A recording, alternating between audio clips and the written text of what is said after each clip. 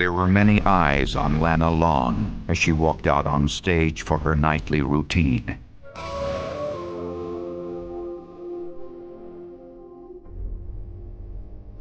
She was a popular performer at the Sly Fox Lounge, a club well known for beautiful, exotic dancers.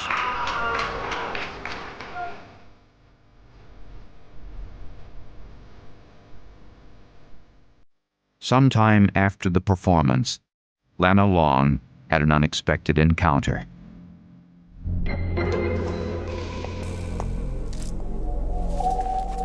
The crime committed that night might have gone unsolved had it not been for a common thread. One Sunday afternoon, two boys were playing together on an abandoned highway. Ready? 3, 2, 1.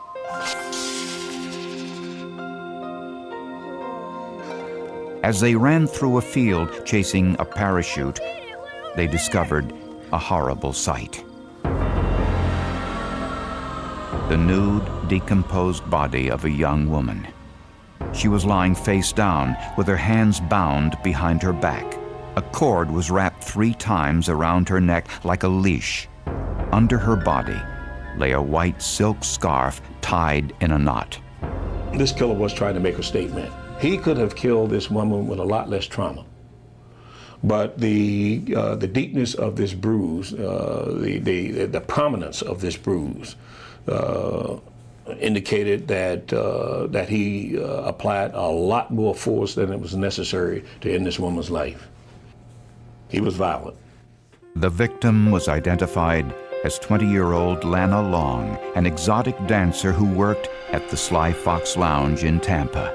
Detectives found some faint tire tracks near the body, but little else. Homicide investigators interviewed Lana Long's boyfriend, John Corcoran. Corcoran hadn't reported Long missing, even though they lived together, and he hadn't seen her for 3 days. He had an explanation of why he didn't report her missing. It was kind of vague. We were concerned about that.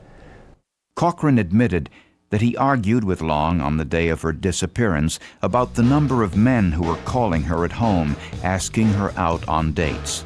2 weeks later, a second body was discovered in a deserted location.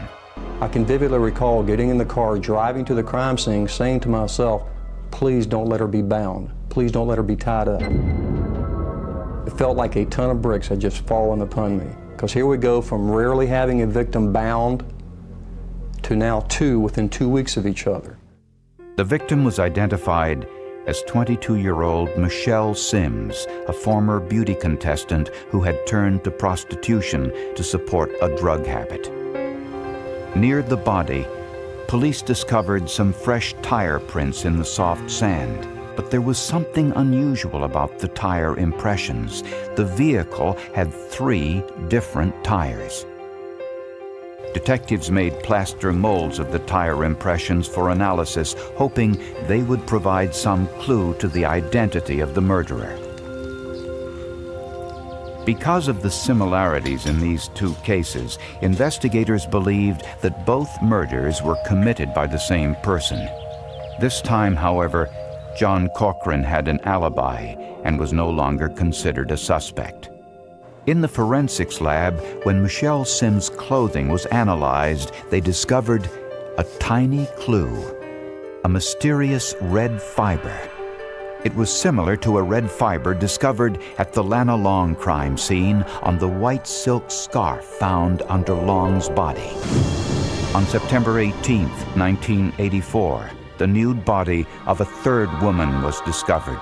The victim, 18-year-old Chanel Williams, who had a prior arrest for prostitution. In this particular case, it was a black female. Her body had been dumped on the roadside. She was completely nude. She was not bound in any way. There was some clothing found next to her, tied in a knot. She had suffered a gunshot wound to the back of the head.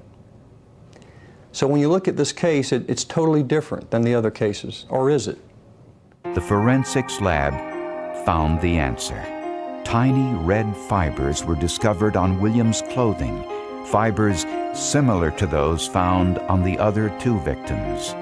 While detectives launched a full-scale investigation, they hoped that these mysterious red fibers would lead them to their serial killer before he struck again.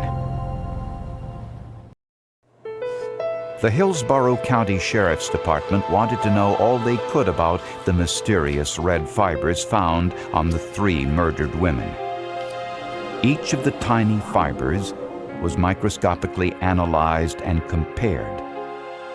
Under a scanning electron microscope, magnified more than 1,000 times, scientists noticed an unusual size and shape to the fibers. Instead of being round or square, the fiber looks more or less triangular, but like a triangle it's been pinched so that you see the three legs sticking out from the core of the fiber.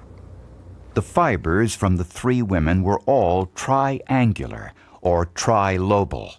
The next task was to identify whether the fibers were natural or man-made. Since man-made fibers are made from chemicals, scientists use what is called a melting point apparatus to determine the temperature at which the fiber would break down. The results revealed that the red fibers were nylon. And by microscopically measuring the light reflected through the fibers, scientists determined that all three trilobal nylon fibers were dyed the exact same color and were from the same dye lot. The conclusion: the red nylon trilobal fibers found on the three victims were all from the same source. Nylon trilobal fiber is used mostly in carpet, high durability, inexpensive carpet. Since this fiber masks dirt, it's often used in automobiles and hotels.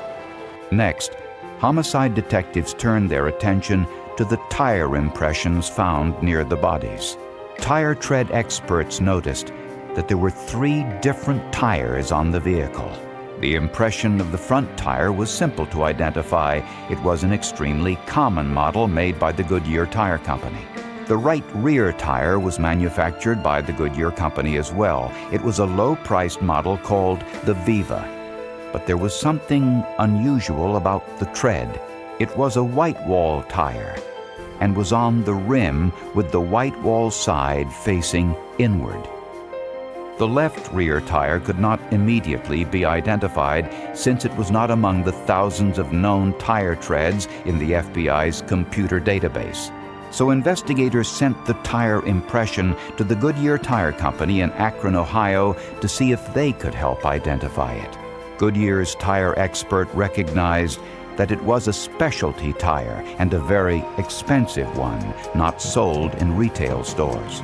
It was a model called the Vogue, made by the Vogue Tire and Rubber Company, and was used exclusively on Cadillacs. The tire impression showed that it too was a white wall tire, which was placed on the vehicle with the white wall side facing inward. If the detectives could find the vehicle with this unusual combination of tire treads, they would have the vehicle which left the tire tracks at two of the murder scenes. They also suspected that this vehicle would have red nylon trilobal carpet. Gary Terry decided not to release this important information to the press. Serial killers watch the news, read the newspaper just like anybody else. We were aware of the experience up in Atlanta, Georgia with the Wayne Williams case. I had personally talked with the investigators up there. He changed his pattern after he saw it described in the newspaper. He began reading about trace evidence. So he began dumping the bodies in the rivers to wash the bodies and destroy latent or trace evidence. Deputies believed that the killer was cruising for victims along Nebraska Avenue, where prostitutes usually congregate. Female police decoys walked the strip dressed as prostitutes in an attempt to lure the killer. The number of patrol cars in the area also was increased. Author Anna Flowers described the search for the killer in her book, Bound to Die. I've talked to a lot of officers who say, I have to think like the killer in order to catch him. I worry, what would it take for me to become the killer? Interesting thought. Despite police efforts, a fourth nude body was discovered in a deserted area. The victim, 28-year-old Karen Din's friend, who had turned to prostitution to support a drug habit. Deputies knew that the serial murderer had struck again when they found red nylon trilobal fibers in Din's friend's clothing. The pattern that we saw here, the way that these bodies were left, the way that they were strangled, the way that they were tied, indicated that we had a serial killer. Despite leaving behind the fiber and tire track evidence, the killer was smart. But his next target, a 17-year-old girl, outsmarted him. 2:30 a.m. After working the night shift at this donut shop in Tampa, Florida, 17-year-old Lisa McVeigh rode her bicycle home along a dark, deserted street. Suddenly, a man jumped from behind a parked van, knocked Lisa off her bicycle, grabbed her by the hair, and forced her into his car. God, help me. I was thinking I was going to be killed. Oh my God, just help me. He drove McVeigh to an apartment. Over the next 24 hours, she was repeatedly raped and sodomized, blindfolded, petrified, and convinced she would die. Lisa McVeigh made an important decision. I had the life of God in me. I had the willingness to live, to survive. That's it, the survival part.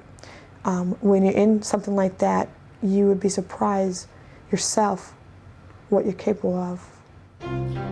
While still blindfolded, McVeigh was permitted to use the bathroom. She left her fingerprints everywhere she could, under the toilet seat, around the sink, on the hairdryer. If I had died, if I was killed, I want them, as far as the police or whoever found me, to know that I was there and I tried. Lisa was a very sharp young lady. I personally feel what saved her life was her actions, and those actions were to say yes sir and no sir to every demand that the suspect made of her. At 3 in the morning, after 24 hours of captivity, Lisa, still blindfolded, was forced back into the car at gunpoint. She was very street smart. Although she had been blindfolded, she could see under the blindfold enough to give police very important data. I was trying to get a good clue, idea of what area I was in. I wanted to know where I was coming from. And I remember leaning back from the chair, I could see in the blindfold that I saw two hotels side by side each other practically. And then the 275 goes in between them. It was a Howard Johnson, the Quality Inn. Lisa noticed the word Magnum on the dashboard, saw that the seats were white and that the car had red carpet. Her abductor stopped the car for a few minutes, and Lisa heard a familiar sound. A 24-hour bank teller machine. I heard the sounds of the keys, of the buttons on the machine.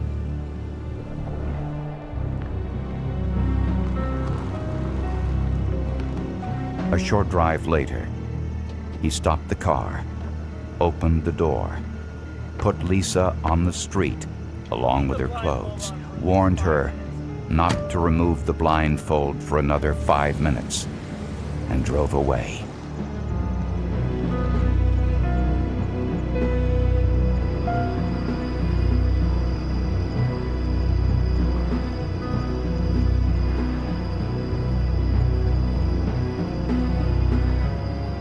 Freedom. Wow, I'm alive, I'm here, what do I do now? I looked both ways, and I fell to my knees and I started crying. Lisa McVeigh was taken to the hospital and her clothing sent to the forensic lab for analysis. But before it could be analyzed, detectives were called to another homicide. Another nude body found near a highway overpass. And you could tell it was him. There were actually no ligatures on the body, but you could see ligature marks where he had removed the ligatures. When the forensic lab analyzed the clothing from Kim Swan and Lisa McVeigh, they discovered a shocking piece of information. Kim Swan's clothing contained the same red nylon trilobal fibers as the other victims, and the same red fibers were found on Lisa McVeigh's clothing. It was disbelief. We couldn't believe that we have, for some reason, the killer has not killed. He's let a victim survive. Lisa McVeigh's courage and determination made her the first known survivor of the serial killer. Could she provide enough information to find him? When police realized that Lisa McVeigh's rapist was the serial killer, the clues she provided took on a new importance. She saw the word Magnum on the dashboard of his car. Only one car had the word Magnum on the dashboard, the 1978 Dodge Magnum.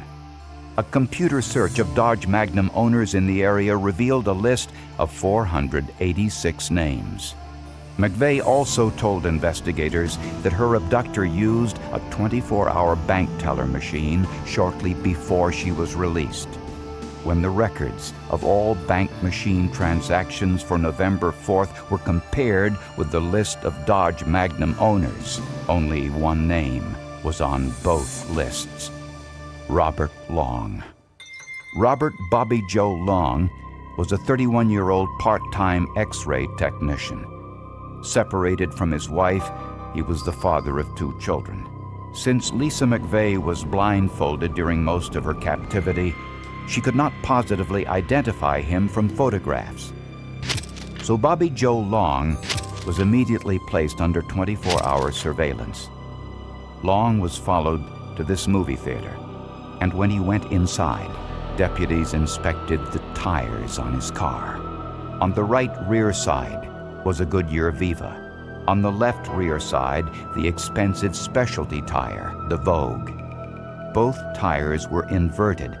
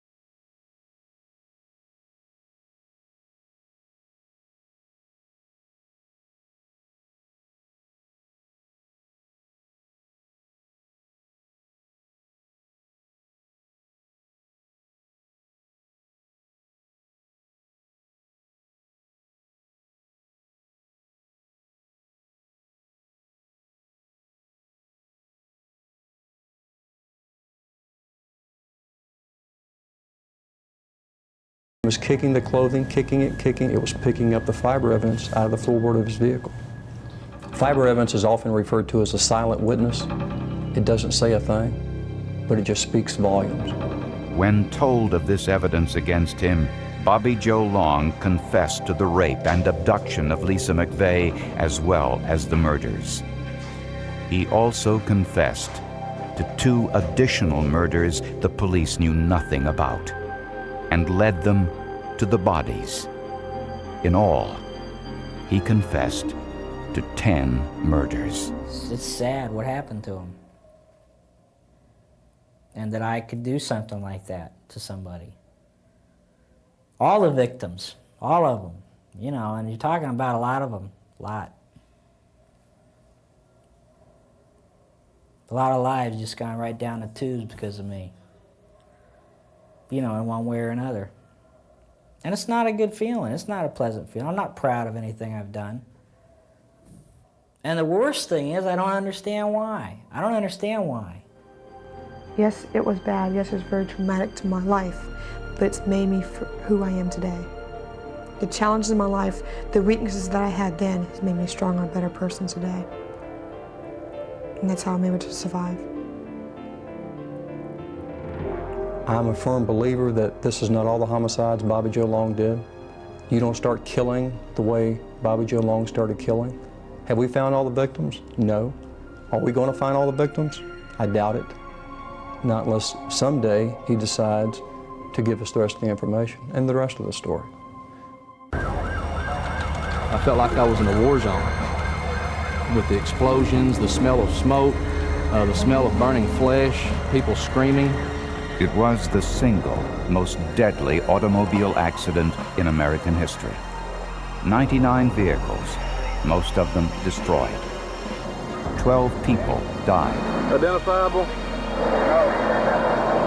Not at all. More than 50 were injured.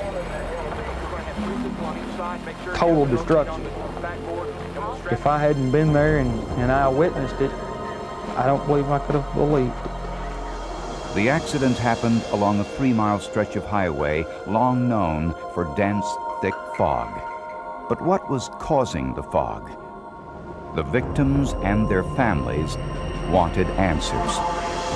The accident occurred on Interstate 75 in Tennessee, on a portion of highway between Chattanooga and Knoxville. The highway was constructed through a valley which lies between the Cumberland and Great Smoky Mountains. From the time the highway first opened back in 1973, there had been numerous multi-vehicle chain reaction accidents in the same 3-mile section. The first occurred just 4 months after the highway opened. 3 people died in a 17-car pileup. 10 were injured. Just 1 month later, there was a 9-car accident. Although there were no deaths, 9 were injured. During the first 6 years the highway was open, there was an average of 1 multi-car accident each year. One of the largest was in November of 1978, involving more than 60 vehicles. 6 people were killed, nearly 100 injured. All of the accidents had one thing in common: the sudden appearance of a dense, thick fog, reducing visibility to near zero. Tennessee State Highway officials responded by installing fog warning lights to warn drivers when fog was in the area.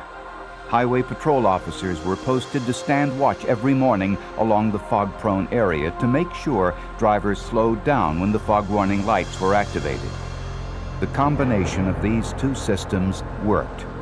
For 11 years, there were no major accidents along the fog-prone stretch of Interstate 75. But all of that changed on December 11, 1990.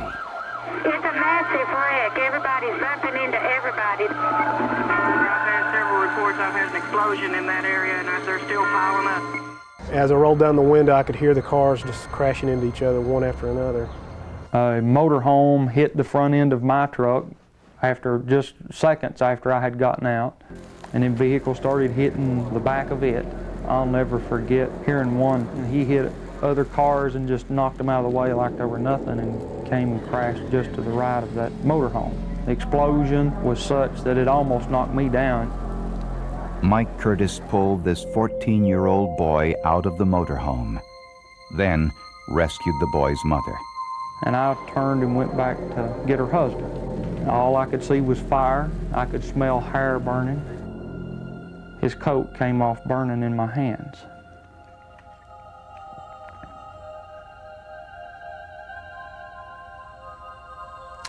It's probably the hardest thing I've ever had to witness. The most helpless feeling I've ever had. The man burned to death. 12 people were killed, 56 others injured, making it the largest vehicular accident in American history.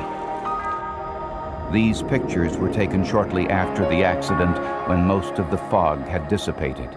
The vehicles that I saw, I don't even know if you could classify them as vehicles. What normally was a pickup truck was 3 foot in length, body still in it. After 11 years without a serious accident, the killer fog had struck again. But why?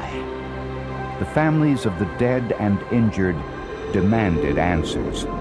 They wanted to know what caused the dense, thick fog on December 11th, 1990.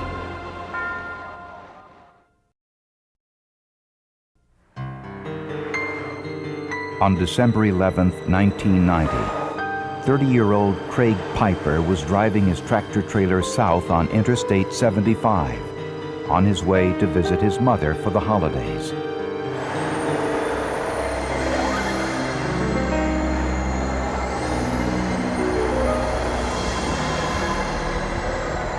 When he entered the thick, dense fog, visibility was near zero. Within seconds, he crashed.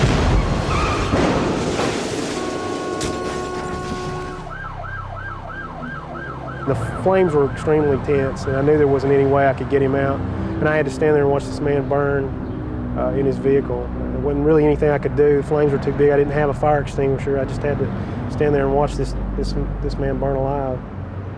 Craig Piper's mother wanted answers and hired attorney Doug Fees, who was not only a lawyer but also an engineer.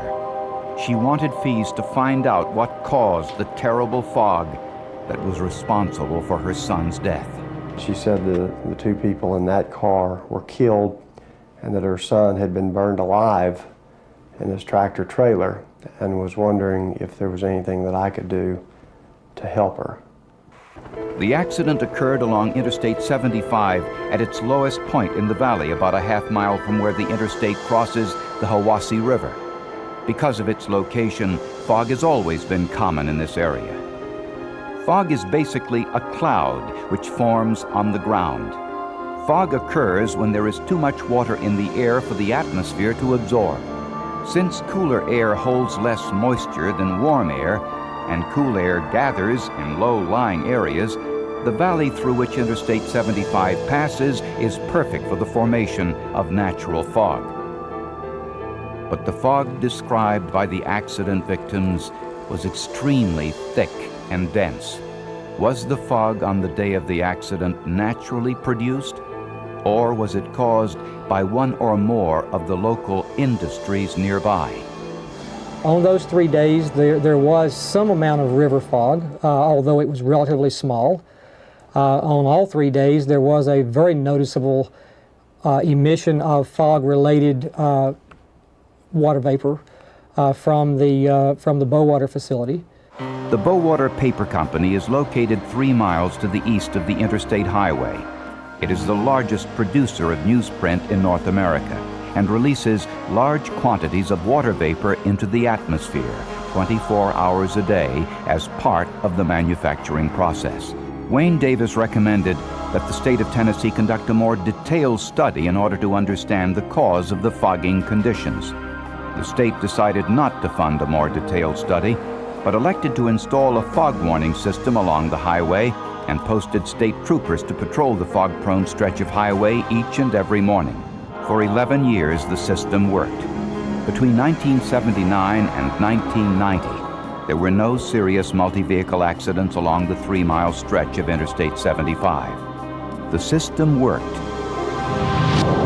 until December 11, 1990. The Wayne Davis study was an important starting point for Doug Fees. But the Davis study was conducted 12 years earlier. Fees needed to know what caused the fog on December 11, 1990. Doug Fees heard about a scientist who was using computers to track weather conditions and pollutants.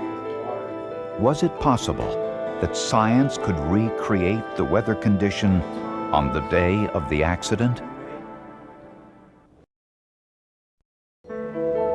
Attorney Doug Fees wanted to know if the thick, dense fog on the morning of the accident had been produced naturally or was caused by one or more of the local industries or some combination of both.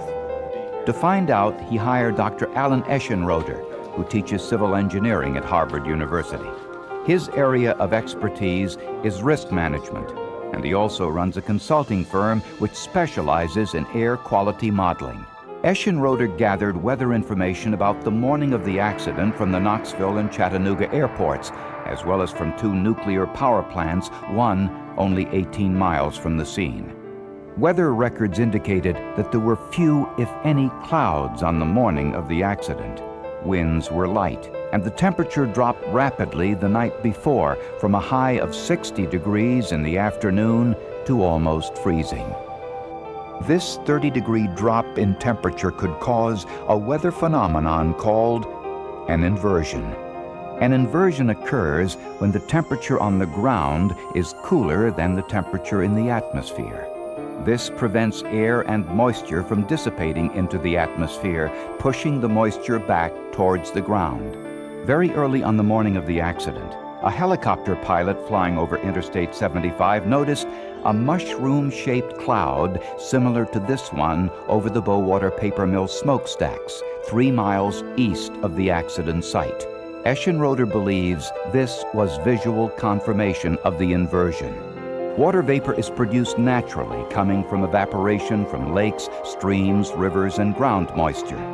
Dr. Eschenroder calculated that the evaporation rate of the natural bodies of water in the area was only 392 gallons per day. This was barely enough to create even a light fog, let alone the dense, thick fog described by accident victims and rescue personnel. Eschenroder was convinced there had to be another source of water vapor which caused the thick fog. He noticed a series of ponds which straddled the interstate highway on 2 sides. These were wastewater treatment ponds which belonged to the Bowater paper plant. These ponds were used to clean the industrial wastewater from the paper mill. In 2 of the ponds, aerator fans would propel the water up into the air. Most of the water dropped back into the ponds. Some of it did not. That's called drift. Drift droplets are things that drift away from the site of where they are formed. All the other droplets fall back to earth or fall back to the pond where they originate. So we had to do some original calculations in an engineering estimate fashion for emission of those droplets. Eschenroder calculated that these wastewater treatment ponds added 10 million gallons of water vapor into the atmosphere in the 24 hours preceding the accident.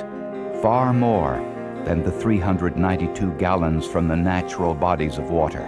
At the paper plant itself, an additional 1.5 million gallons of water vapor was being released each day from the smokestacks. But it wasn't just water vapor that was being released from these smokestacks. Paper plants released what are called particulates as waste from the paper production process. Particulates are microscopic particles which become surfaces on which water vapor can condense, and this leads to fog. You not only had the fog potential from the presence of the water vapor, but you had a place for it to form in the surfaces of these microparticles, these condensation nuclei. But how could Eschenroder tell if the water vapor from the Bowater paper plant 3 miles away caused the fog on the interstate highway on the day of the accident? He found part of the answer on this aerial videotape shot by a local videographer a few hours after the accident. Eschenroder recognized the wind pattern as a drainage flow which carries cooler air down into the valley. But Eschenroder needed to know in which direction the drainage flow was heading. To do that, he needed to know the exact position of the airplane. Using navigational charts, calculating the position of the sun from the glint angle off the wing and ground references, he identified the plane's position relative to the paper mill and the accident site. The videotape convinced Eschenroder that the drainage flow wind pattern was headed west from the location of the paper mill towards the accident site. As to the cause of that accident that day, there's no doubt in my mind that the industrial fog created by water emissions from that Bowater paper mill was a major factor, the major factor, preponderantly major factor in forming the fog that caused the accident. Attorney Doug Fees now had scientific evidence and proceeded with the civil suit he filed earlier against the Bowater Paper Company and the state of Tennessee. As Mike Curtis drove onto Interstate 75 on the morning of the accident, the sun was so strong he took his jacket off in the car. When Curtis approached the fog zone, the fog warning lights in one direction weren't working. and those in the other direction had been blinking continuously for 3 days and were ignored. The daily police fog patrols had been abandoned years earlier. Once in the thick fog, visibility was near zero. Mike Curtis never saw what he hit. Curtis heard crashes, people crying for help, the explosions. I knelt down and asked God to help me to get through it. He helped a young boy caught inside a motorhome. 12 or 13-year-old boy that I got out. His mother was inside screaming. The adrenaline was pumping, and I ripped the window out and got her out. After saving the boy and his mother, Curtis tried to save the father, but he burned to death. There was also tragedy for a woman driving with her granddaughter. This is all that was left of the car. This car was smashed completely flat like an accordion. The car was compacted down to something in the neighborhood of 30 inches long. By some miracle, this little girl lived through the entire thing. The grandmother died. Randall McKeon and his 2 children also suffered a loss that day. They lost a wife and mother when Judith McKeon burned to death in the accident. There wasn't no body. She was over 90% gone. It was like she'd been cremated. And there wasn't nothing to view. She still had remains, ashes, which I'm not saying could be identified, but still knowing that she died in that vehicle. I did the best I could to get everything of all the ashes out, and I spread them across that field right out there. And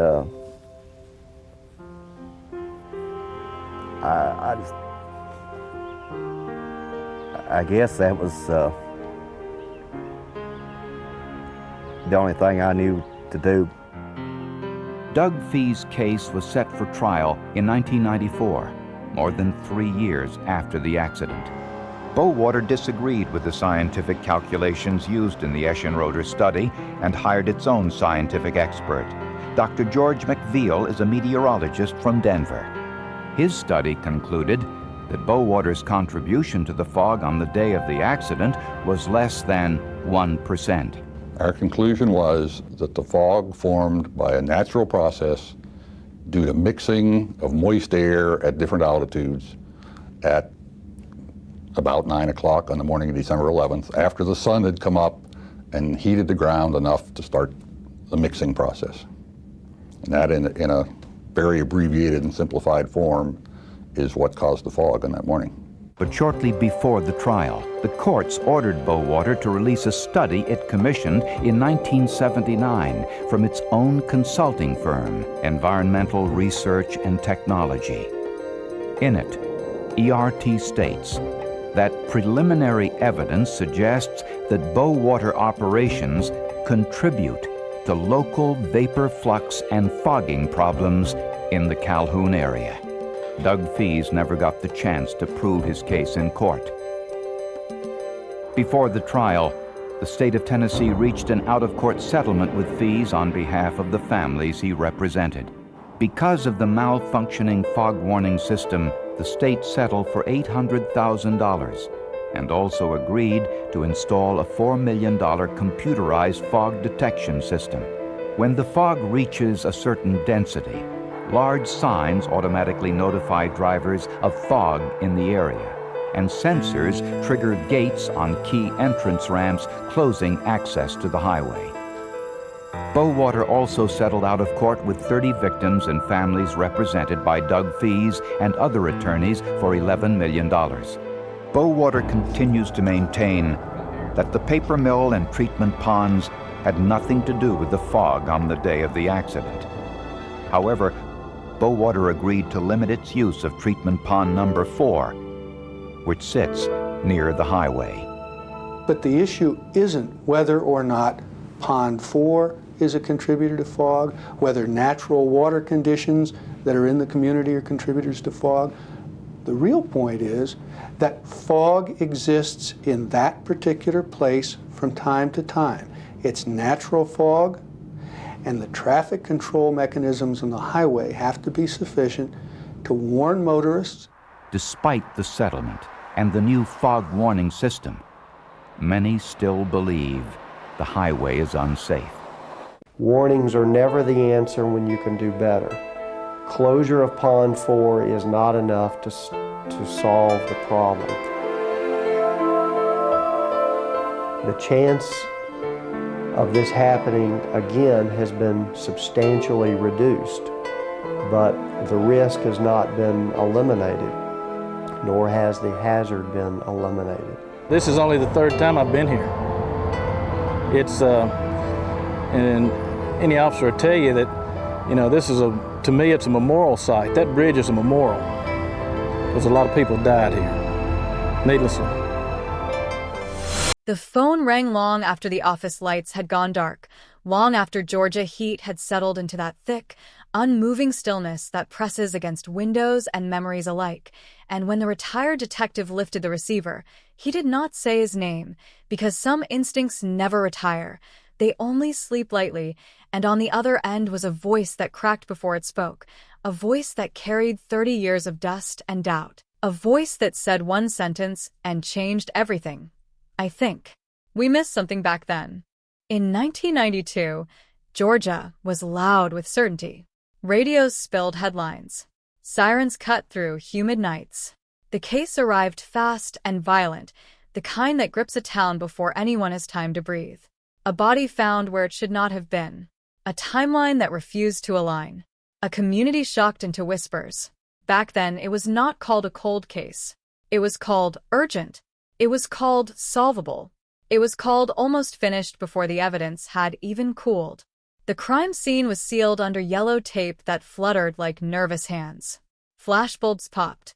Boots pressed impressions into red Georgia clay that would harden by morning.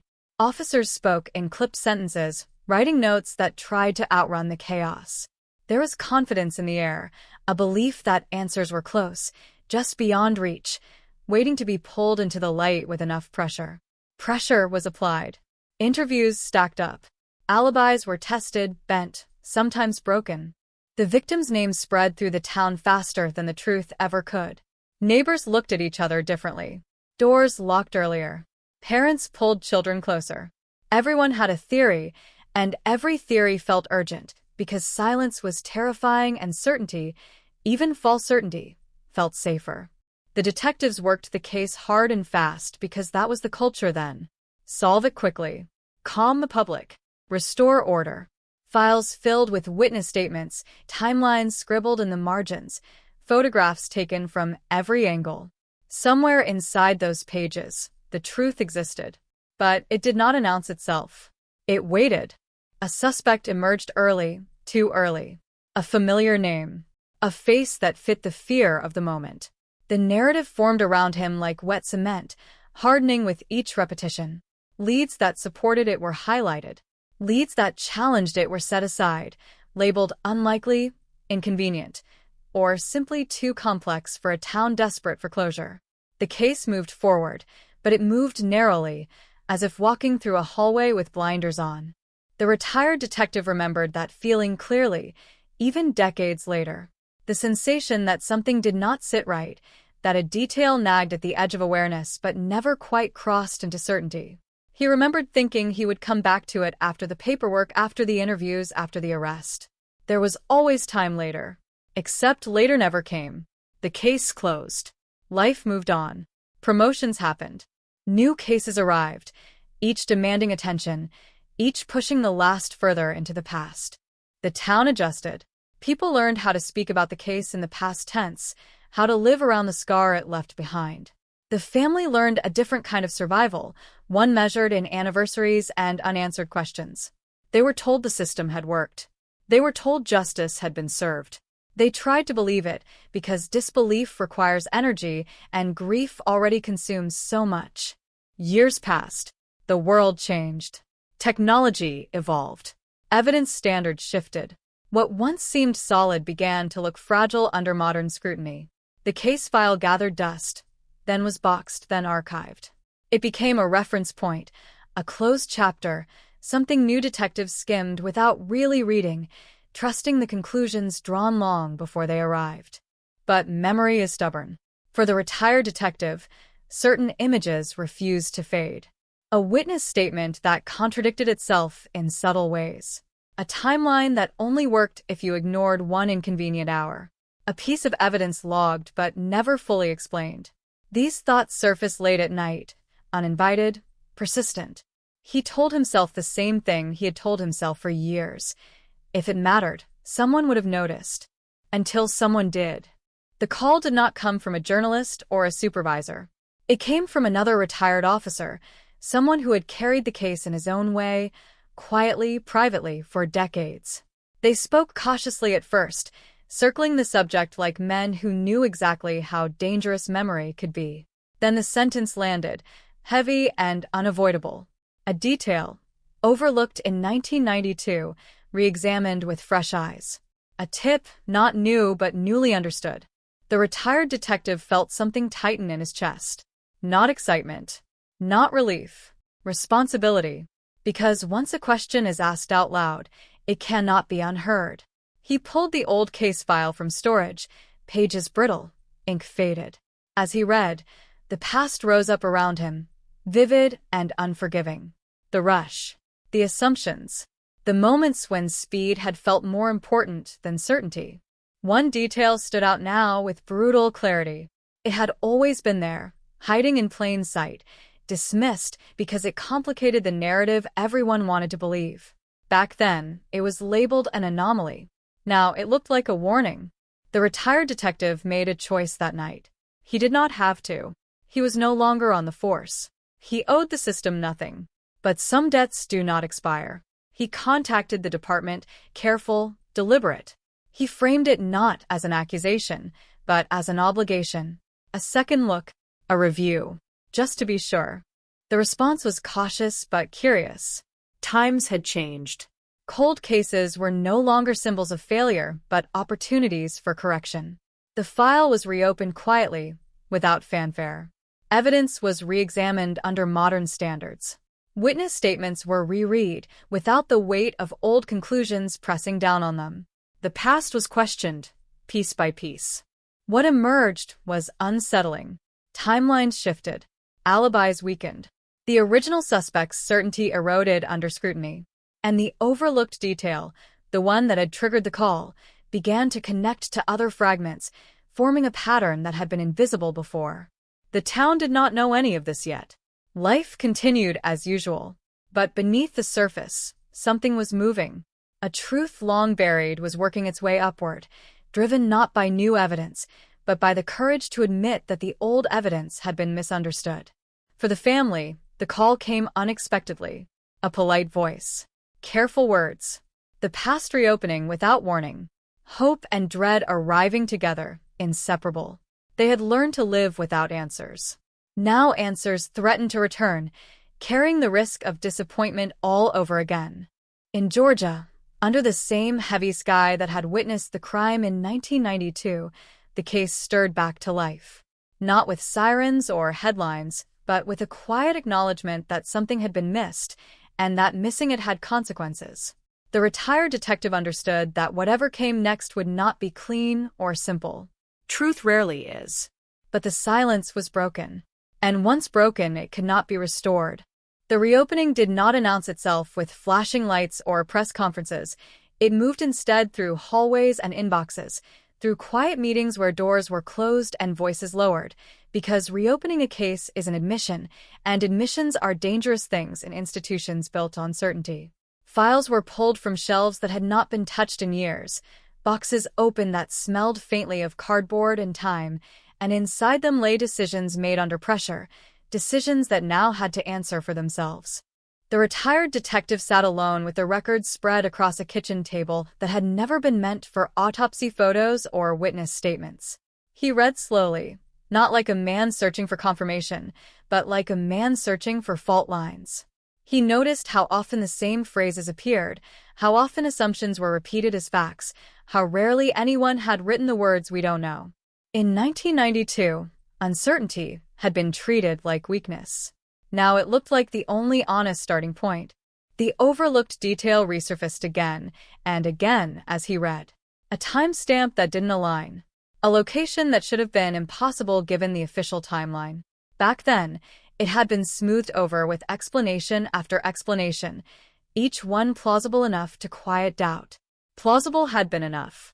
Now it wasn't. Now it felt like camouflage. He remembered the witness who had delivered it, remembered how easily their statement had been discounted because it complicated things. The witness hadn't fit the narrative, hadn't sounded confident, hadn't spoken in clean sentences. Nervous people are inconvenient in investigations built on speed. Their uncertainty slows everything down. The detective remembered thinking, "We'll circle back if we need to." They never did. At the department, younger investigators approached the reopened case with a mixture of caution and curiosity. Some had grown up hearing about it, absorbing the version of events that had become accepted truth. To question it felt almost disrespectful, as if reopening old wounds without permission. But the file did not ask for reverence. It demanded scrutiny. They laid out the evidence, as if it were new. Photographs scanned and enhanced. Logs cross-referenced. Witness statements compared line by line. Patterns emerged where none had been seen before. Contradictions that had once been ignored now stood out starkly, impossible to rationalize away. The case was no longer moving in a straight line. It was branching outward, messy, uncomfortable. The original suspect's file was examined with a colder eye. Alibis that had once seemed solid now showed gaps. Statements that had been accepted without challenge now raised questions. Why had this been taken at face value? Why had that inconsistency been overlooked? Each question chipped away at the foundation of certainty the case had been built on. The retired detective was not in the room when these discussions happened, but his presence was felt. His tip had cracked the door open, and now the past was walking through it uninvited. He knew better than to expect gratitude. This wasn't about redemption. It was about responsibility. If the truth had been missed once, it could be missed again unless someone insisted on slowing down. The family existed in a state of suspended breath. The call had been brief, carefully worded, offering no promises. Just a review. Just questions. They told themselves not to hope because hope had burned them before. But hope is stubborn. It creeps in through cracks, even when you try to seal them shut. Late at night, questions returned. What if they were wrong? What if this led nowhere? What if it led somewhere worse? In the town, nothing seemed different, but subtle shifts were happening. A detective asking questions about a case everyone thought was finished. Records requests. Quiet visits to old witnesses. People noticed, even if they didn't understand. Whispers started again, tentative, cautious, like a storm forming far away. One witness, long dismissed, was contacted again. Older now, slower, still unsure of themselves. But this time they were listened to. Their words were not rushed. Their uncertainty was not treated as weakness. They spoke about that overlooked hour, about what they had seen, about what they hadn't been sure mattered. As they spoke, investigators exchanged looks. The pieces were beginning to shift. Another witness contradicted their own statement from decades earlier. Not maliciously. Memory had changed. Details had blurred. But the contradictions mattered because they highlighted how fragile the original narrative had always been. Memory is not static. It evolves. Back then, it had been treated like a fixed point. Now it was understood as something that needed context, corroboration, restraint. Physical evidence, limited as it was, told its own quiet story. New forensic techniques extracted information that had been unreachable in 1992. What once looked inconclusive now carried weight. Not enough to declare certainty, but enough to destabilize it. Enough to justify continuing. The retired detective watched this unfold from a distance, careful not to insert himself beyond what was necessary. He understood the danger of ego, of wanting to be the one who fixed it. This was not about him. It was about letting the truth speak without interference. Still, he felt the pressure, the sense that if this collapsed, it would collapse partly on his shoulders. He thought often about the original day, the moment when the case had taken its decisive turn. He remembered the relief in the room when a suspect emerged, how tension had eased, how questions had quieted. Closure had been intoxicating. No one had wanted to disturb it. He wondered how many cases ended that way, not with certainty but with exhaustion. As the review deepened, something became clear. The case had not failed because of one mistake, but because of a series of small choices, each understandable in isolation, devastating in combination. Speed over depth, plausibility over proof, silence over discomfort. These were not crimes. They were habits. And habits, left unexamined, become systems. The family received another call. This one was different. Still cautious, still careful, but heavier. The review was ongoing. Some findings were concerning. No conclusions yet. Just transparency. Just the truth, as far as it could be known at this stage. They listened in silence, holding on to each word like it might slip away if they didn't. After the call, the house felt quieter than usual. The past pressed closer, not as a ghost, but as a presence. They realized that reopening the case meant reopening themselves, reopening grief they had carefully compartmentalized for decades. There was no turning back now. Whatever came next would change things again. In Georgia, the air remained heavy, the same kind of heat that had hung over the town in 1992. But beneath that familiar weight, the ground was shifting. A retired detective's tip had done more than reopen a file. It had forced a reckoning, not just with one case, but with the assumptions that had allowed it to be closed too soon. And as the investigation pushed forward, one truth became impossible to ignore. If the wrong story had been told for 30 years, then the right one was still out there, waiting, patient, unbothered by time, ready to upend everything once someone finally listened closely enough. By the third phase of the review, the investigation had crossed a line that no one could pretend not to see. What began as a cautious re-examination had become something more dangerous, a confrontation with institutional memory. The question was no longer did something get missed, but why was it allowed to stay missed for so long? Internal meetings grew quieter, heavier. Notes were taken more carefully. Language shifted. Investigators stopped saying mistake and started saying decision. That distinction mattered. Mistakes are accidents. Decisions have owners. A timeline reconstruction exposed the first major fracture. When events were laid out minute by minute, without interpretation, the official version simply did not hold. Too many actions overlapped. Too many movements required people to be in two places at once. What had once been smoothed into a coherent narrative now looked like a patchwork held together by assumption. One investigator, new enough to be unburdened by history, asked the question no one else wanted to voice. If this timeline doesn't work, why did we accept it? No one answered immediately. Eventually someone said, because it was close enough. That answer hung in the room, uncomfortable in its honesty. They returned to the original interrogations. Audio tapes crackled with age, voices distant but still revealing. The suspect's confidence stood out, not the confidence of innocence, but the confidence of someone who understood the rhythm of questioning, who knew when to speak and when to let silence do the work. At the time, that composure had been interpreted as credibility. Now it felt rehearsed. More troubling were the moments when questioning stopped too soon, lines of inquiry abandoned just as they became complicated. Follow-ups never scheduled. Leads noted, then quietly shelved. The record showed a pattern. Whenever the investigation drifted away from its chosen direction, it was gently steered back. The retired detective, watching from afar, felt a familiar tightening in his chest. This was the part he had anticipated and dreaded. Reopening a case is easy. Admitting that a system nudged itself toward convenience is not. He knew there would be resistance, not loud or dramatic, but procedural. Delays. Requests for more review. Caution framed as responsibility. The family, meanwhile, lived in a strange in-between. Friends began reaching out again, unsure of what to say.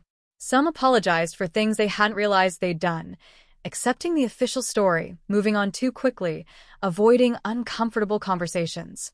Others stayed silent, afraid of reopening something they didn't know how to face. At night, memories surfaced with sharp clarity. Small details once dismissed as meaningless now returned with weight. A phone call that felt rushed. A visit from police that ended too quickly. A question never asked. The family began to understand something painful. Closure had not been peace. It had been enforced stillness. A breakthrough came quietly, as most real ones do. A re-examined document revealed that a piece of evidence had been logged twice, once correctly, once incorrectly. The incorrect entry had been used in analysis. The correct one had been ignored. It was not dramatic. It was clerical, but its implications rippled outward, undermining assumptions that had anchored the entire case. That discovery changed the tone of everything. Supervisors were notified. Legal counsel consulted. The language shifted again, from review to potential impact, from historical interest to liability. The case was no longer just about truth. It was about consequences. Witnesses who had once been confident grew uncertain under renewed scrutiny. Some admitted they had repeated what they'd heard from others, not what they'd personally seen. Some confessed they'd felt pressure to be helpful, to say something definitive when they weren't sure. None of it felt malicious. All of it felt human. And that was the problem. The system had treated human uncertainty as noise instead of data. As these layers peeled back, a new possibility began to form, one that had never been seriously entertained before. Not just that the wrong person had been cleared, but that the right person had never truly been investigated. That the case had closed not because it was solved, but because it had stabilized. The family received another update. This time, the words new direction were used. No promises. No names. Just an acknowledgement that the foundation of the original conclusion was no longer sound. After the call ended, no one spoke for a long time. Relief and fear existed side by side, inseparable. In the department, a file once labeled closed was quietly reclassified. It didn't make headlines. It didn't need to. For those inside, it marked a point of no return. Once you admit the story might be wrong, you inherit an obligation to find the right one, no matter how disruptive it becomes. And as the investigation pushed forward into territory long avoided, one uncomfortable truth settled over everyone involved. The past had not been silent all these years. It had been speaking. The system just hadn't been listening. By the time the fourth movement began, the investigation had shed any illusion of neutrality. Every new step carried the weight of correction, of undoing, of unlearning. What once felt like a cold case now felt warm to the touch, alive with friction, pulsing with the quiet resistance of a past that did not want to be disturbed. The next focus was physical space. Not memories. Not statements. Space does not lie. It only waits. Investigators returned to the original locations with fresh eyes, guided not by the conclusions of 1992, but by the raw geometry of what was possible. Distances were measured again. Sight lines recalculated. Time estimates stripped of optimism. What had once been described as a short walk became 8 minutes. What had been labeled nearby required a car. The margins that had made the story convenient began to collapse. One location in particular drew renewed attention. It had always been there, noted but never emphasized. Too ordinary. Too mundane. A place people passed every day without remembering. In the original case file, it appeared as a background detail, almost an afterthought. Now, placed at the center of the map, it altered everything. Movements that once seemed fluid now looked forced. Alibis stretched thin. The puzzle shifted shape. Investigators stood in silence, letting the environment speak. Traffic noise. Wind through trees. The way shadows moved at that hour. These details had existed back then too. They had simply been ignored in favor of testimony. Now testimony was suspect. Space was trusted. Back at headquarters, analysts ran simulations using updated models. Nothing flashy, just probability. The results were unsettlingly consistent. The original theory required too much coincidence. Too many perfect timings. Too much luck. Real crimes are messy. This one had been made neat. The retired detective was invited in. Not formally, quietly. A call that began with, "We'd like your perspective," and ended with an unspoken acknowledgement that his instinct had been right. He arrived without notes, without expectation, carrying only memory sharpened by time. As he reviewed the new layouts, he nodded slowly. He didn't smile. This wasn't vindication. This was confirmation of something he'd carried for decades. He pointed to a section of the map. "That's where it breaks," he said. "That's where it always broke." No one argued. The conversation turned, inevitably, to people. To the figure who had hovered at the edge of the case, never quite inside the spotlight. Not accused. Not cleared. Just present. His name appeared often enough to be familiar, but never prominently enough to be questioned deeply. He had been helpful, cooperative, available. In 1992, those qualities had worked in his favor. Now they raised new questions. Background checks were run again, this time without the assumptions of the past. Patterns emerged that had once been invisible. Not crimes. Not arrests. Just behaviors. Proximity. Timing. Relationships that overlapped in ways that felt uncomfortable when placed side by side. None of it was definitive. All of it was suggestive.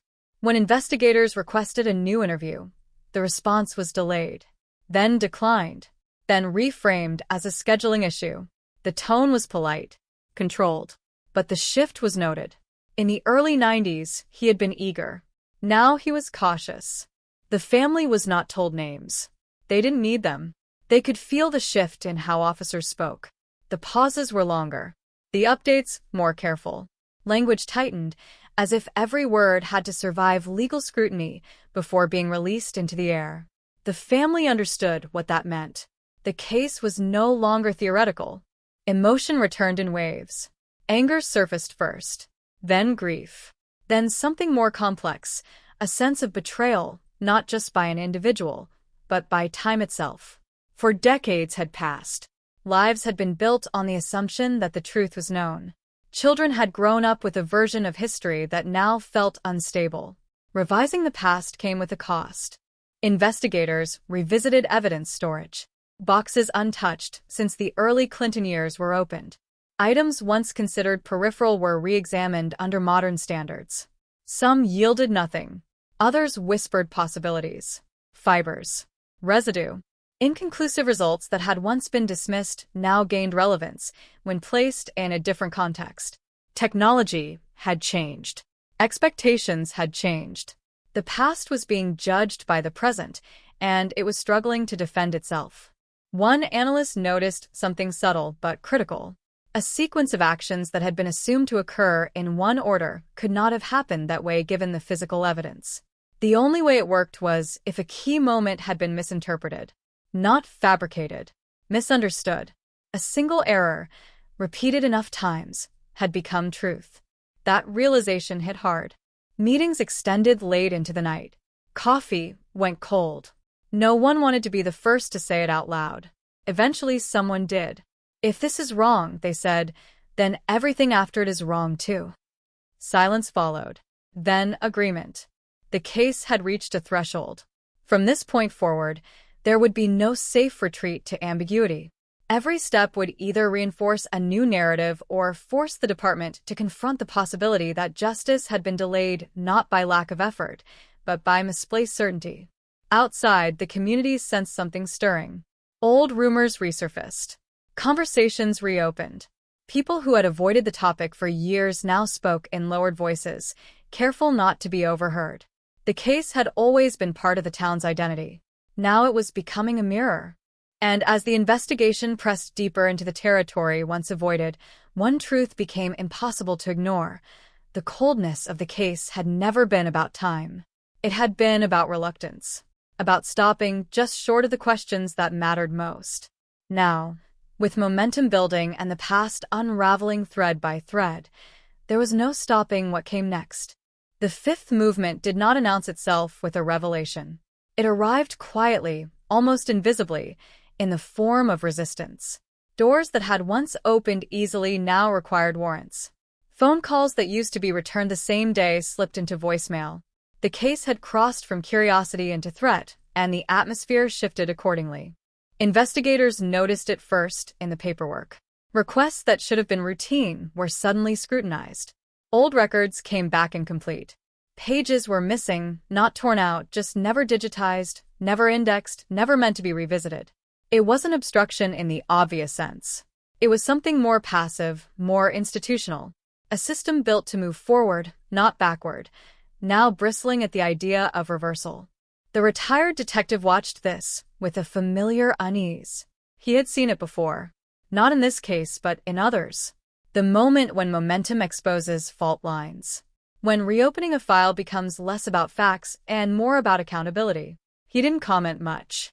He didn't need to. His silence carried weight. A decision was made to isolate the timeline again, this time with ruthless discipline. Every minute accounted for. Every assumption stripped away. Investigators worked backward from the confirmed points, not the suspected ones. It was slow, painfully slow, but something began to emerge. A gap.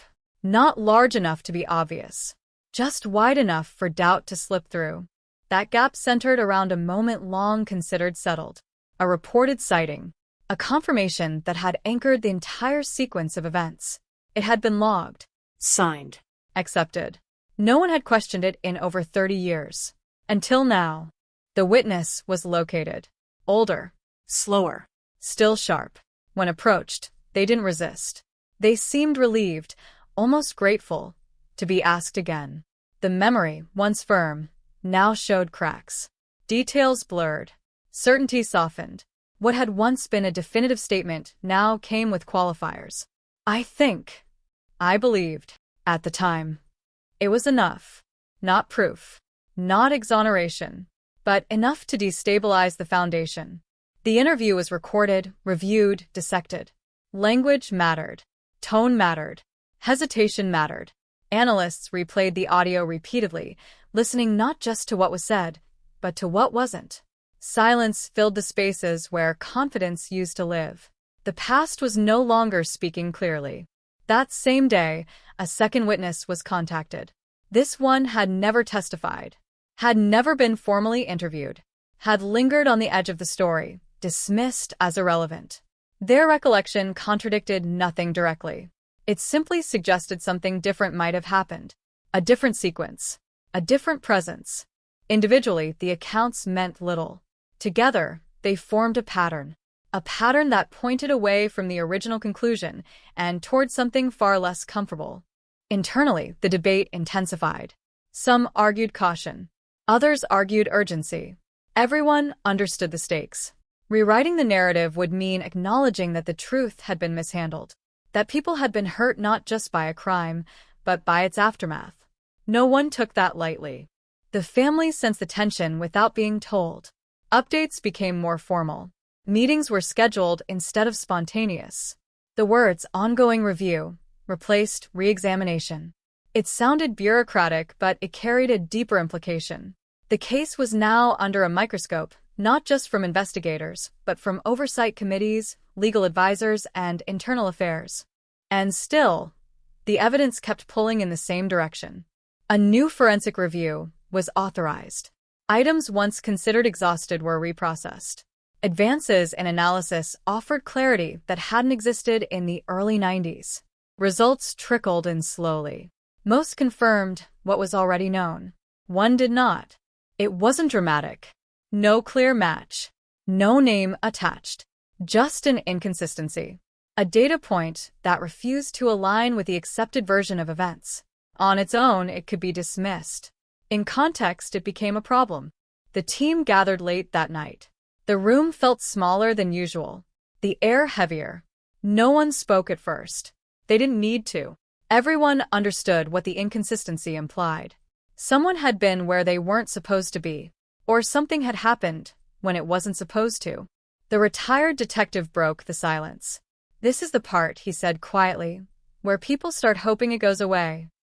No one disagreed. The following weeks brought pressure. Subtle, but unmistakable. Questions from above. Requests to justify continued allocation of resources. Suggestions to narrow focus. To avoid speculation. to remember the limitations of memory. All valid points, all carefully worded, all missing the point. This was no longer about memory. It was about structure, about whether the case, as it had been built, could support its own weight. Community reaction intensified. Local media picked up whispers. Headlines hinted at developments without specifics. Social circles buzzed with theories old and new. For some, it was vindication. For others, disruption. The case had become a fault line again, dividing certainty from doubt. One evening, a letter arrived. No return address. Typed. Brief. It referenced a detail not publicly known. A minor element of the scene that had never made it into reports or press releases. The implication was clear. Someone out there knew more than they should.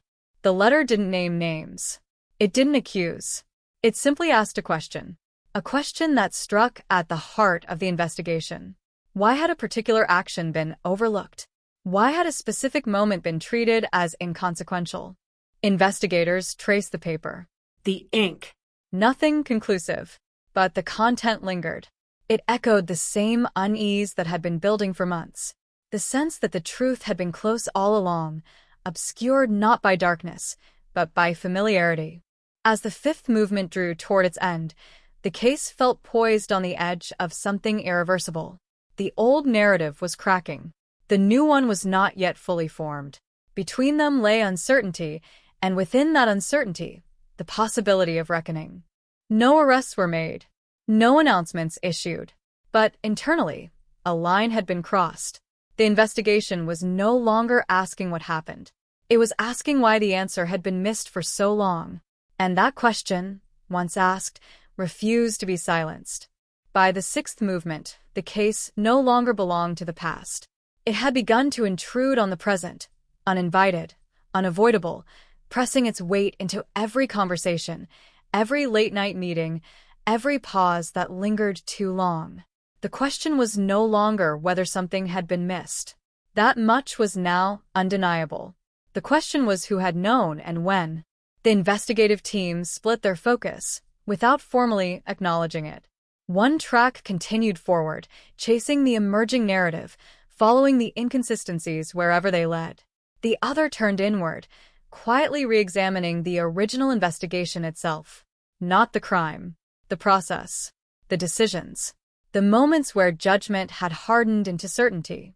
Boxes were pulled from storage again. Not evidence this time, but administrative files. Memos. Internal correspondence. Notes scribbled in margins, never meant for the record. The language was dated, but the tone was familiar. Urgency. Pressure. Closure. Words that looked harmless on paper, yet carried consequences that echoed decades later. A pattern surfaced. Not corruption. Not conspiracy.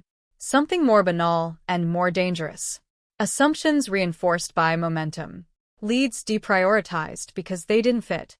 Alternatives dismissed because they complicated the story.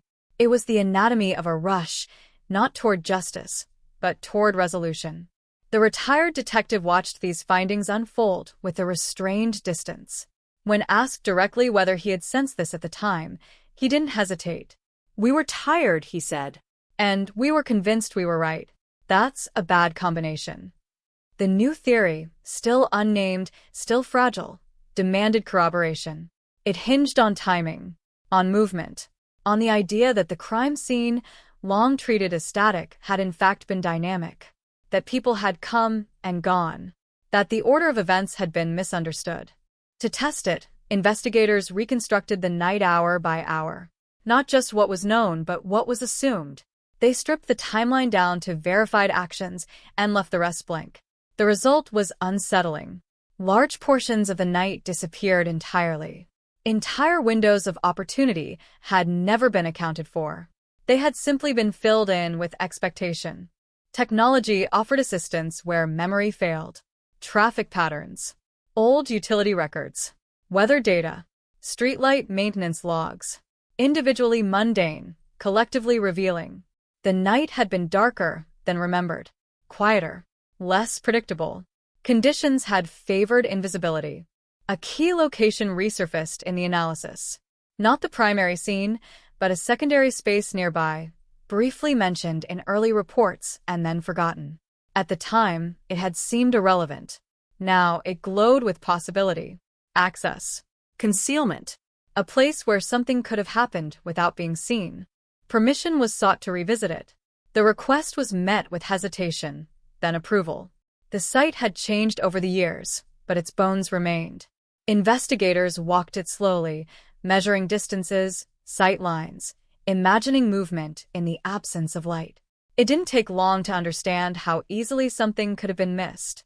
Back in the office, tension sharpened. The pieces were beginning to align, but alignment brought risk. If the new theory held, it would not merely correct the record. It would expose it. Every step forward felt like a step closer to an uncomfortable confrontation with institutional memory. The family was informed that progress was being made. The words were careful, measured. Still, the effect was immediate. Hope returned, cautiously, like a bruise pressed too soon. They asked questions no one could yet answer. They listened for meaning between sentences. They waited. Meanwhile, the letter resurfaced. Not physically, but conceptually. Investigators returned to its phrasing, its specificity. One detail stood out now more than before. A reference to a sound. Not a scream.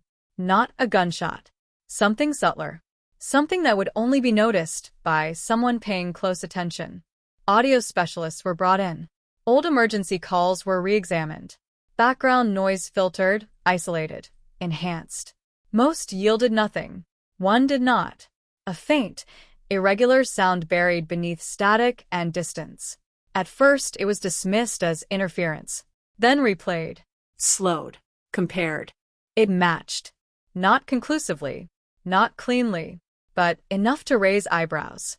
Enough to suggest that the sound described in the letter had been real. That someone had heard something that night and had never spoken of it. Or had spoken and been ignored. The realization sent a ripple through the team. The case was no longer just cold. It was incomplete in a way that bordered on negligent. Every new discovery sharpened the same uncomfortable truth. The answers had been there. They had simply been inconvenient. External scrutiny intensified. Oversight bodies requested briefings. Legal advisors reviewed the implications. The possibility of civil consequences loomed, unspoken but understood. Still, the investigation pressed on. There was no turning back now. Late one evening, a breakthrough arrived quietly. A name surfaced during a routine cross-reference. Not a suspect, not a witness, a peripheral figure. Someone whose involvement had been documented but never explored. Their connection to the secondary location was undeniable. Their presence that night, once deemed incidental, now seemed significant. The individual was still alive. Contact was made cautiously. When approached, they did not react with surprise, or fear, or denial. They reacted with fatigue, the kind that comes from carrying something heavy for too long. They agreed to talk. The interview unfolded slowly. Words were chosen carefully. Memories surfaced reluctantly. They spoke of confusion, of being in the wrong place at the wrong time, of seeing something they didn't understand and choosing to forget it. The years had done the rest. Nothing was confessed. Nothing was proven. But the shape of the story shifted again. The night grew more crowded. The shadows less empty. When the interview ended, no one spoke for several minutes. The weight of what had been said lingered in the room. This was no longer about theory. It was about consequence. The sixth movement closed not with resolution, but with convergence. Threads once scattered now pointed toward the same center. The case was tightening, drawing breath, preparing for something final. And beneath it all, a quiet certainty settled in. The truth was no longer buried. It was waiting. By the seventh movement, the investigation stopped pretending it was exploratory. The shape was there now. Not complete, not clean, but unmistakable. What had once felt like a fog was tightening into a corridor, narrow and directional, allowing only forward motion. Every step narrowed the margin for error. Every silence carried weight. The person interviewed the night before did not sleep. Neither did the investigators. Transcripts were reviewed line by line, not for what was said, but for what wasn't. Pauses. Shifts in tone. Words chosen where simpler ones would have sufficed. It was the language of someone circling a memory they didn't want to land on. A second interview was scheduled. This time, it wasn't conversational. It was structured. Calm. Methodical. The questions were precise, almost surgical. The goal was not to accuse, but to pin moments in place. Locations. Times. Movements. The things memory resists when it knows the truth will follow. When confronted with inconsistencies, the subject didn't argue. They adjusted. When shown documentation contradicting their recollection, they didn't deny it. They stared at it longer than necessary, as if waiting for it to change. It didn't. Something broke, but quietly. No dramatic confession. No collapse. Just a shift. The story shortened. Details vanished. The narrative simplified in a way that felt less like clarity and more like retreat. Investigators recognized it instantly. The perimeter was closing. Meanwhile, parallel work accelerated. Financial records from the early 90s were pulled. Employment logs. Travel receipts. Anything that could confirm or contradict presence. The data was incomplete, fragmented by time, but what survived was enough. Patterns emerged. Small ones. Consistent ones. The subject had reason to be near the secondary location that night. Not incidental. Not accidental. Intentional. A witness long dismissed as unreliable resurfaced in the files. At the time, their statement had been brushed aside due to inconsistencies and personal history. Now, recontextualized, it sounded different. Less chaotic. More specific. The same sound. The same timing. The same direction of movement. They were located and contacted.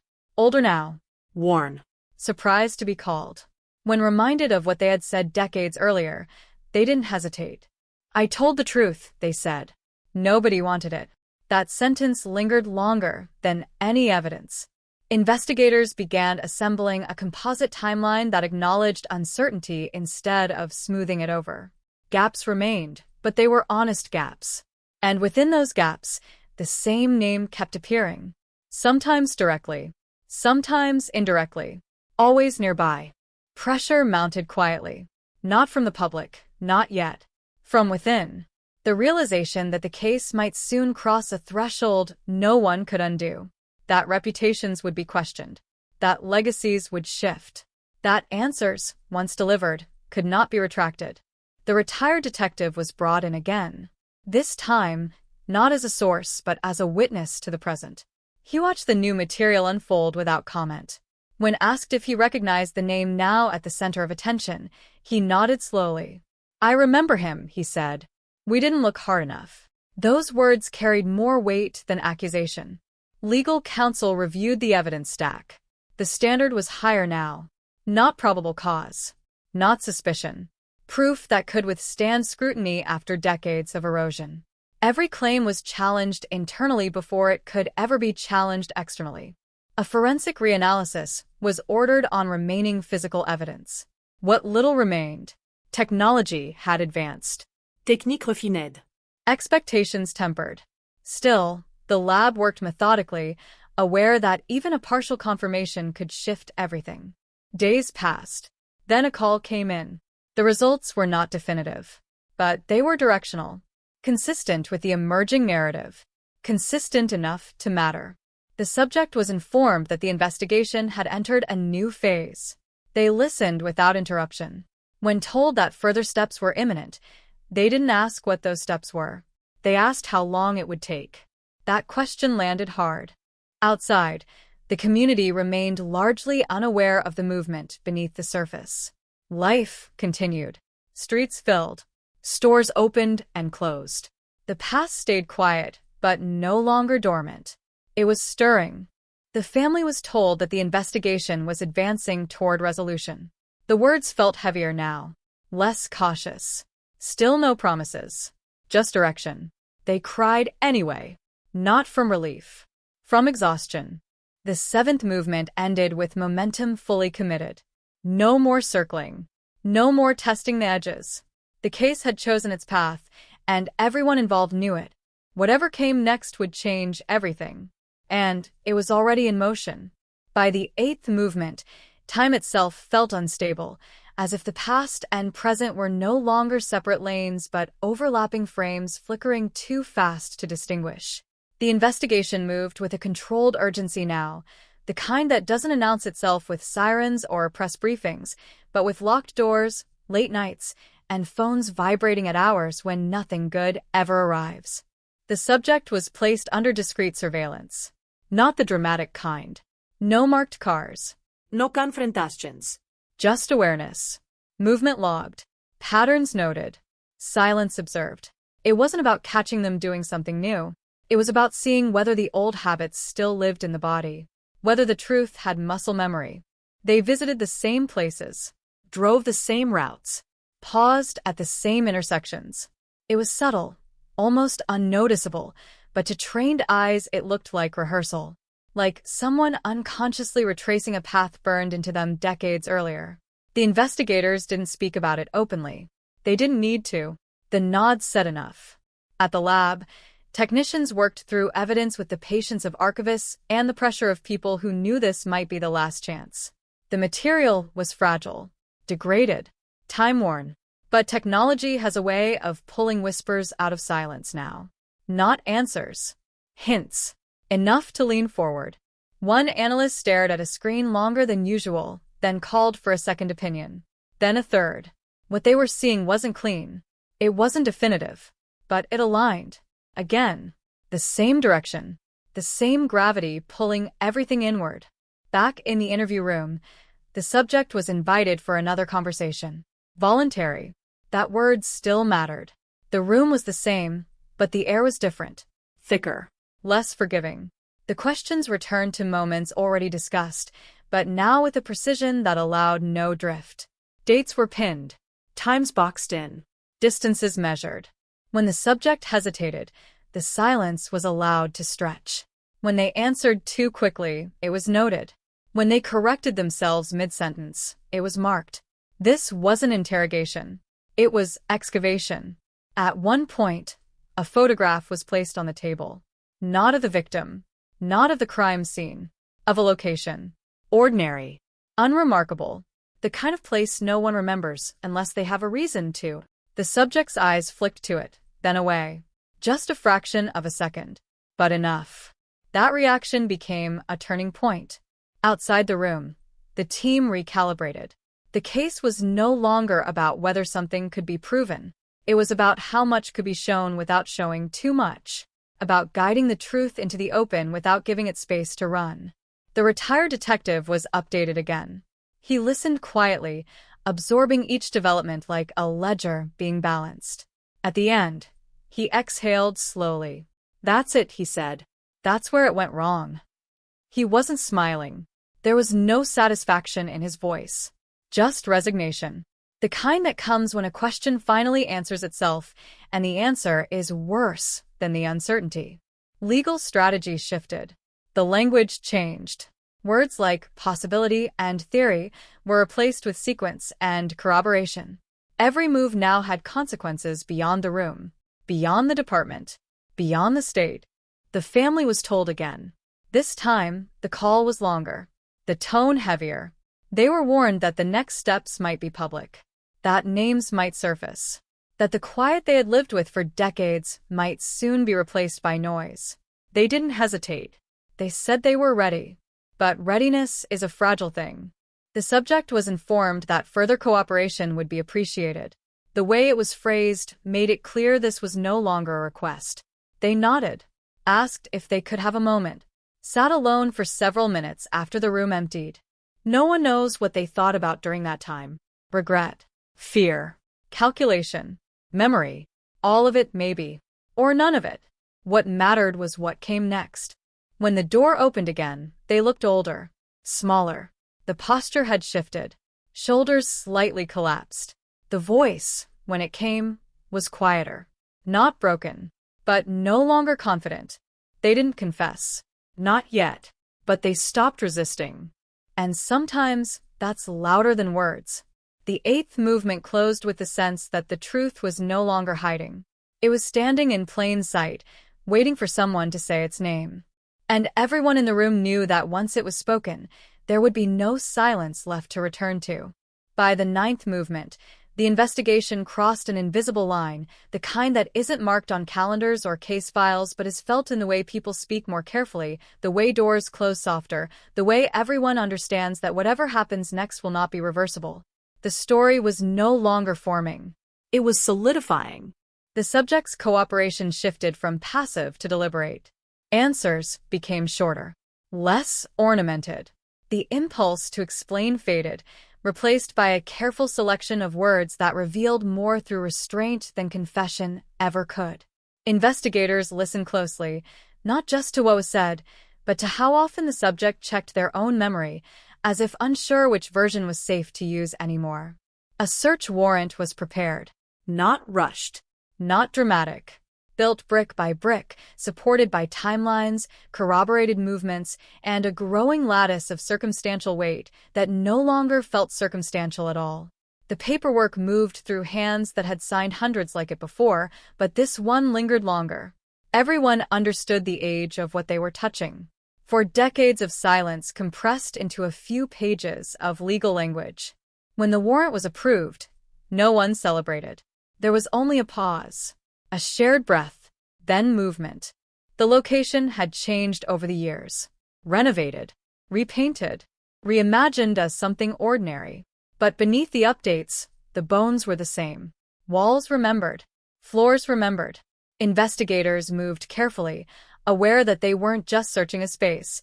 They were reopening a moment that had been sealed too long. They found what they expected, and something they didn't.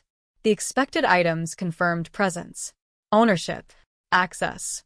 Small, mundane details that tied the subject to a place they had claimed was irrelevant.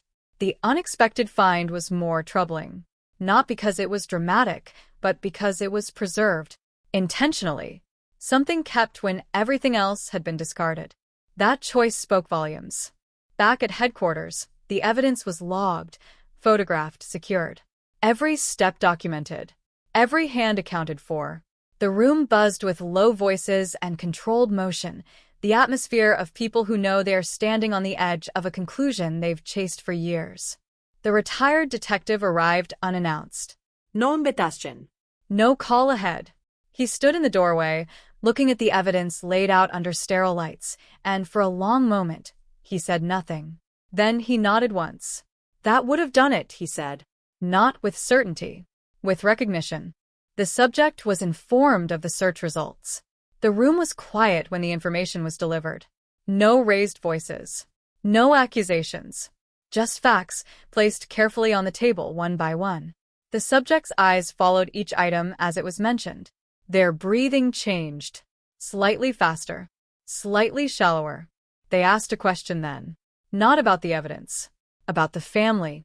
That question landed differently. It was the first time they acknowledged another presence in the story.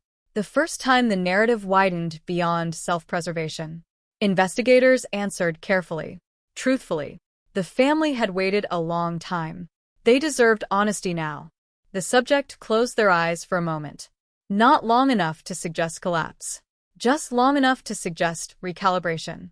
Outside, word began to spread internally. The case was approaching resolution. Not solved. Not announced. But approaching. The shift was subtle, but unmistakable. Conversations stopped mid-sentence when someone walked by. Emails were reread before being sent. Everyone understood that leaks now would wound more than they would help. The family was told again. This time, they were asked to come in. Not to hear details. Not yet. Just to be close. To prepare. They arrived carrying decades of unanswered questions in their posture, in the way they sat, in the way they watched the room like it might betray them again. They were told that the truth was close. Close enough to feel. Close enough to hurt. That night, the subject was alone. No interview. No questions. Just time.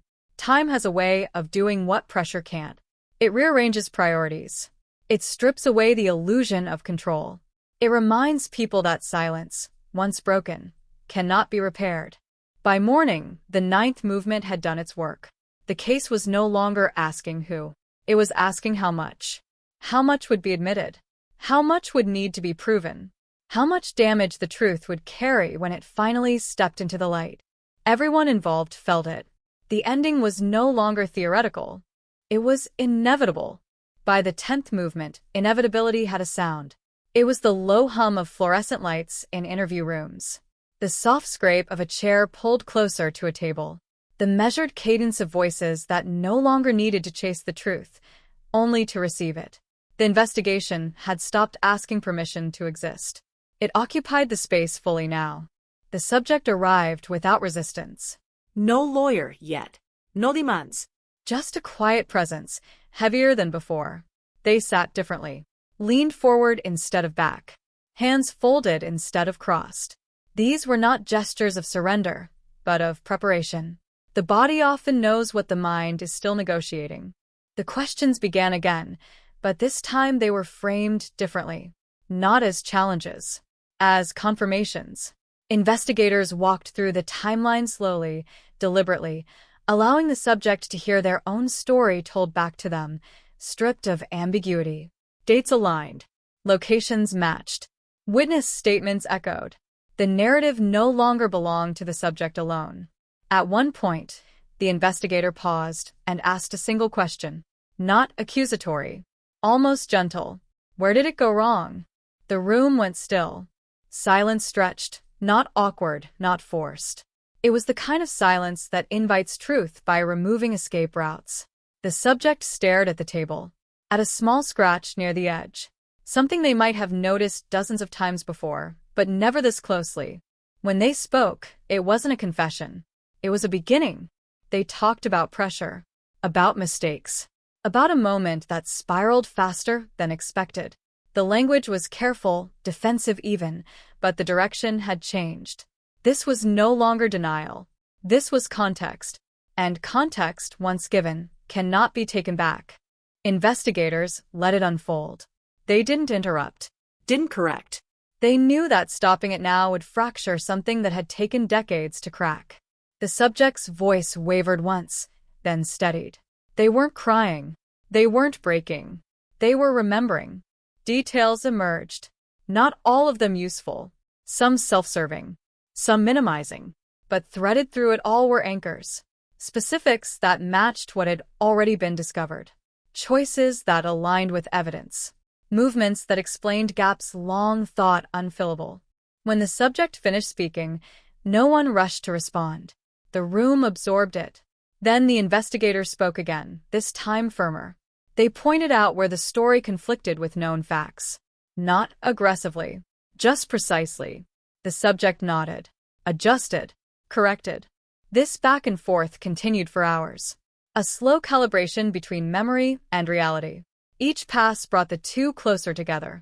Outside the room, legal teams listened in fragments, their notes growing denser. This was no longer hypothetical exposure. This was material, language that could be weighed, tested, used. The strategy shifted again from building a case to deciding how it would land. The retired detective was updated by phone. He listened quietly, then asked one question. Did he finally say it out loud? The answer was careful. Not yet, but close. The family waited in a nearby room. They weren't told details. They didn't ask. They watched the clock instead, marking time the way they had learned to do over 40 years, with patience sharpened by grief. As evening approached, the subject asked for water. Their hands shook slightly as they lifted the cup. Not from fear, from fatigue. The kind that comes when a burden shifts from hiding to holding. The investigator asked one final question before pausing for the night. It wasn't about guilt. It wasn't about punishment. It was about acknowledgement. Do you understand what this has done to them? The subject didn't answer immediately. When they did, the words were quiet, barely audible, but they were there. Yes. That was enough for now. The 10th movement ended without headlines, without announcements, without closure. But something fundamental had changed. The truth was no longer locked behind silence. It was being shaped, refined, prepared for daylight. And daylight, after 40 years, was coming fast. By the 11th movement, the case no longer belonged to the investigators alone. It had entered a wider gravity, pulling in institutions, reputations, and the fragile architecture of memory that had held for 4 decades without cracking. The truth was no longer a theory being assembled. It was a presence, heavy, demanding, unavoidable. Overnight, transcripts were reviewed by fresh eyes. Senior prosecutors, department advisors, people whose job was not to feel the weight of the story, but to measure it. To ask not whether it was compelling, but whether it was sufficient. Whether it would hold when stripped of atmosphere and reduced to language on paper. Whether it could survive being challenged by someone whose only task would be to dismantle it. The language mattered now. Every verb, every qualifier. Words once spoken freely were now handled like evidence themselves. The subject's statements were parsed not for emotion, but for alignment. Did they contradict themselves? Did they inadvertently confirm what had been inferred? Did they close doors or open new ones? They did both. Some parts of the narrative resisted. Old instincts flared. Attempts to soften responsibility. To reframe moments as accidents rather than choices. Investigators didn't confront these directly. They let the inconsistencies sit. Sometimes, silence does more damage to a story than contradiction ever could. A second search was authorized. Narrower this time, more targeted. Less about discovery, more about confirmation. The location yielded little, but what it did yield was enough. A trace. A mark. A fragment that aligned with the subject's revised timeline in a way that could not be coincidental. Alignment was becoming a pattern. The subject was informed that formal charges were being considered. The phrasing was deliberate. No accusations yet. Just reality. The reaction was muted. A nod. A breath. The kind of response that suggests the internal argument had already ended. Legal counsel arrived shortly after. The tone shifted again. Conversation slowed. Statements shortened. The subject listened more than they spoke now, absorbing the consequences of words already given freely before caution returned. The retired detective visited one last time. Not as part of the process. Not officially. Just to see it with his own eyes. He stood in the observation room, watching through glass that reflected his own face back at him alongside the present. He looked tired, not relieved. Tired in the way people get when a question finally answers itself and leaves no room to look away. I should have pushed harder, he said quietly. No one responded. There was nothing left to say about that. The family was brought in again. This time, they were told the shape of the truth. Not all of it. Not yet. But enough. Enough to replace uncertainty with something sharper. Something heavier. Names were spoken carefully. Dates placed gently. The room felt smaller with each sentence. There were tears. But not the kind people expect. No collapse. No wailing.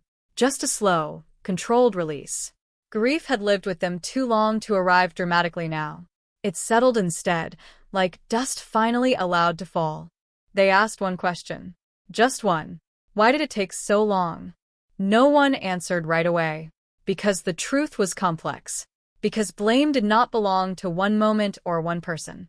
Because systems fail quietly over time, through small decisions and missed instincts that don't seem important until they are everything. Eventually, someone said it. We didn't know how to listen then. Outside the building, the world continued. Cars passed. Phones rang.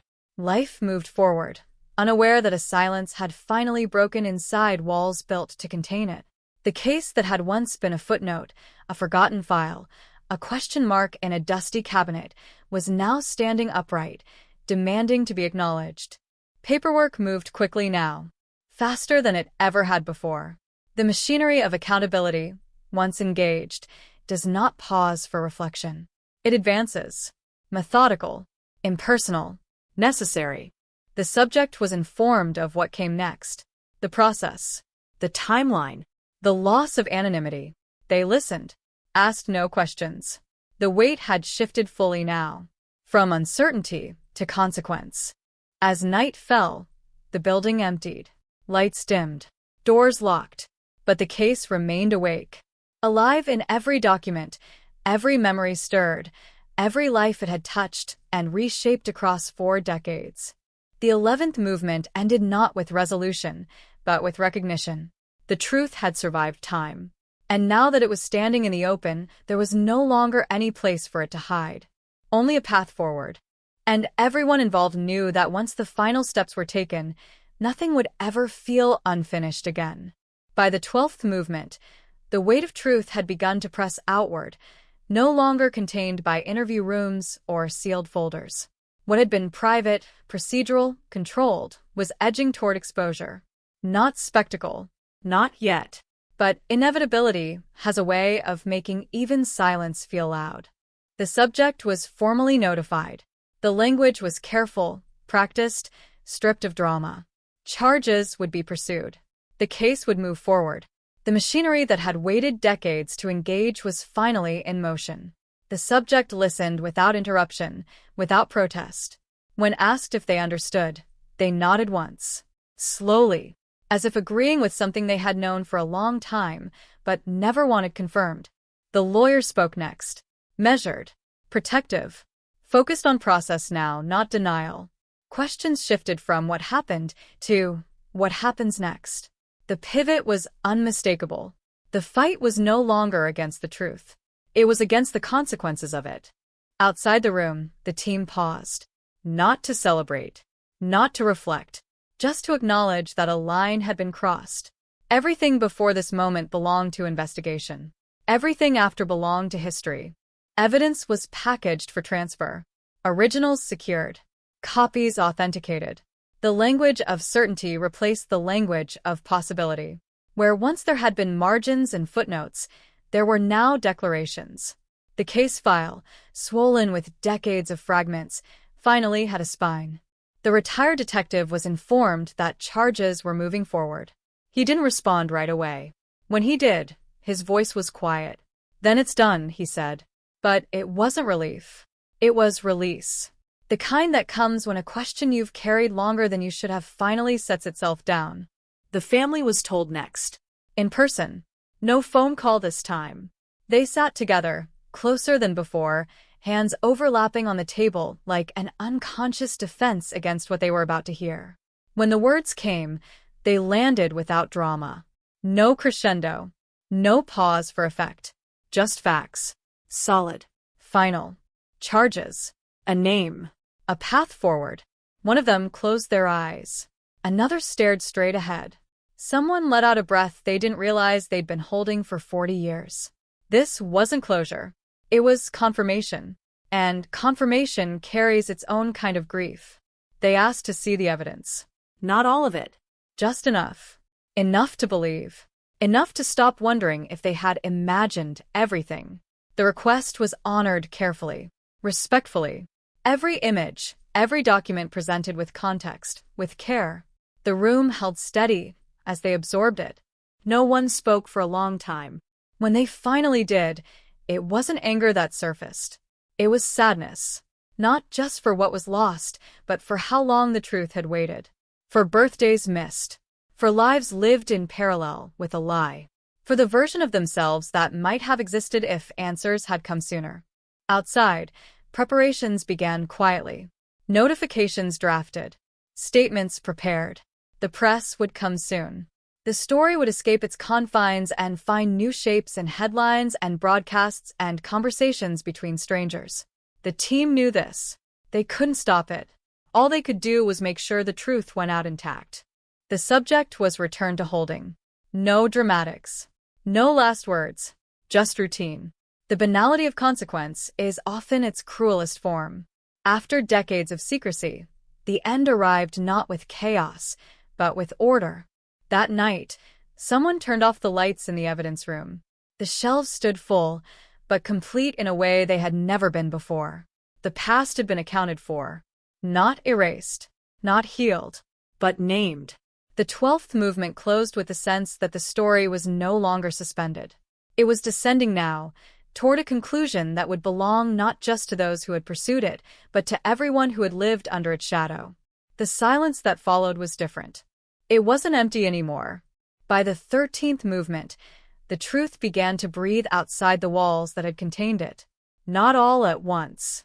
Not recklessly, but with a controlled release, like something dangerous being depressurized after years of containment. The case was no longer an internal matter. It had crossed into the world where stories are consumed, judged, misunderstood, and remembered. The first notification went out before sunrise. A carefully worded statement. Sparse. Factual. No adjectives. No emotional framing. Just enough to confirm what had long been denied. A 1992 case, dormant for decades, had reached a turning point. Charges filed. A suspect identified. The silence broken. By mid-morning, the phone started ringing. Journalists asked for timelines. Neighbors asked for reassurance. Old acquaintances asked questions they hadn't dared to ask in years. Everyone wanted a piece of the moment, but the moment resisted ownership. It belonged to too many people, too many years, too much waiting. The subject was transferred under protocols that had been rehearsed but never expected to be used on something this old. There were no crowds, no cameras waiting, just procedure, paperwork, doors opening and closing with institutional indifference. History moved through the system the same way everything else did. In a quiet room elsewhere, the family watched the news break. They didn't celebrate. They didn't speak. They watched the words crawl across the screen as if they might rearrange themselves into something easier to accept. They didn't. Names stayed fixed. Dates stayed sharp. The truth did not soften when exposed to daylight. One of them turned the television off. They talked then about memories that had never made sense, about moments they had second-guessed, about the way grief had shaped their lives without ever giving them permission to acknowledge it fully. The truth didn't heal those wounds, but it gave them edges, defined them, made them real. Inside the department, the mood was restrained. No congratulations. No applause. Only a steady forward motion as the case transitioned fully into prosecution. Investigators handed off materials they had lived with for years, watching them become someone else's responsibility. It felt like letting go of something that had defined them longer than they realized. The retired detective declined interviews, declined statements. He watched from a distance as the story unfolded, recognizing fragments of his own instincts in the coverage and cringing at the simplifications that came with mass consumption. He didn't correct them. The truth didn't need him anymore. Public reaction was uneven. Some expressed shock. Others claimed they had always known. There were accusations, speculation, armchair reconstructions built on incomplete information. The internet did what it always does. It filled gaps with certainty. The team stayed silent. Their work was done. The subject's name appeared in print for the first time connected to the case. It sat there, heavy, unadorned, carrying more meaning than any description could provide. People who had known them scanned old memories for warning signs. Most found none. That realization unsettled them more than guilt ever could. In the days that followed, preparations began for the next phase. Court dates scheduled. Witnesses notified. Statements reviewed. The slow choreography of justice resumed its ancient rhythm, indifferent to the years it had waited. The family was assigned support, not because they were fragile, but because the truth, once public, has a way of reopening wounds in unexpected directions. Strangers reached out, some with compassion, some with curiosity. They learned quickly which to accept. At night, the city slept differently. Not safer, not lighter, just differently. A story that had hovered unresolved for decades had finally landed. And in landing, it shifted the balance of memory itself. The 13th movement closed with a strange quiet. Not the silence of ignorance, not the silence of denial, but the silence that follows when a question is finally answered and everyone must decide what to do with the answer. The case had spoken. Now the world had to listen. By the 14th movement, the truth had settled into permanence, no longer fluid, no longer forming. It had weight now, a shape that could not be bent by opinion or softened by time. What remained was reckoning. Not dramatic, not cinematic, but slow and deeply human. The court process advanced with deliberate restraint. No rush, no shortcuts. The age of the case demanded precision, not speed. Motions were filed, responses measured, Every step carried the awareness that this story would be examined not only by a jury, but by history itself. Decades of silence had raised expectations no verdict could fully satisfy. The subject appeared smaller in the courtroom than they had in interviews. Not diminished by guilt, but by exposure. Secrets lose their power once spoken aloud. They sat behind counsel, listening as the case was outlined not as memory, but as fact. Dates spoken without hesitation. Locations described without doubt. The narrative no longer belonged to them. Across the room, the family sat together. Not holding hands. Not bracing. Just present. Their faces carried no demand for drama, no hunger for punishment. Only attention. The kind that comes from waiting so long that nothing surprises you anymore. Evidence was introduced methodically. Each piece placed in context. Not to overwhelm, but to clarify. Jurors leaned forward as the timeline unfolded, recognizing the patience it had taken to build something this old without letting it crumble. The past, once distant, became immediate. Witnesses spoke. Some voices shook. Others were steady. All of them carried the weight of time. Memories recalled not because they wanted to be remembered, but because they had never been forgotten. The courtroom held them carefully, aware that every word carried 4 decades of delay. The retired detective did not attend. He watched from home, the sound low, the screen dim. He didn't need to see the faces. He recognized the cadence, the structure, the moments where things could have gone differently. He turned the television off before the day ended. He had already stayed long enough. Outside, public interest ebbed and flowed. Some days the courtroom was full, others nearly empty.